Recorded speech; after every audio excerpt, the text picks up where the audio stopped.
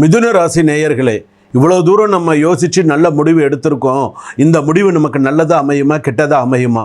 நமக்கு இவங்க பிரச்சனை பண்ணுவாங்களா, இல்லை சுமூகமாக போயிடுமா, இல்லை நம்ம காம்ப்ரமைஸாக போகணுமா, எப்படி இருக்குது அப்படிங்கிற மாதிரி சில மென்டல் ப்ரெஷர் அதிகமாக இருக்குங்க. ஏண்டா சில விஷயங்கள் அப்படின்னு இருக்கும். சில நேரத்தில் உங்களுடைய எனர்ஜி வீணாக போகிறது. கஷ்டப்படுறீங்க, பேசுகிறீங்க, சொல்கிறீங்க, வீணாக போகிறது. சில நேரத்தில் வந்து பார்த்திங்கன்னா செலவுகள் அதிகரிக்கிறது. ஏதாவது ஒரு விஷயத்தை கட்டுப்படுத்தணும்னு நினச்சா கூட முடியறதில்ல. இறை வழிபாடு நிறையா நீங்கள் பண்ணுறீங்க. சில நேரத்தில் வந்து பார்த்திங்கன்னா ஷோல்டர் பெயின், நெக் பெயின், தேவையில்லாத சில விஷயங்கள்லாம் நமக்குள்ளே வந்து நிறைய விஷயங்கள் வந்து பண்ணுறது.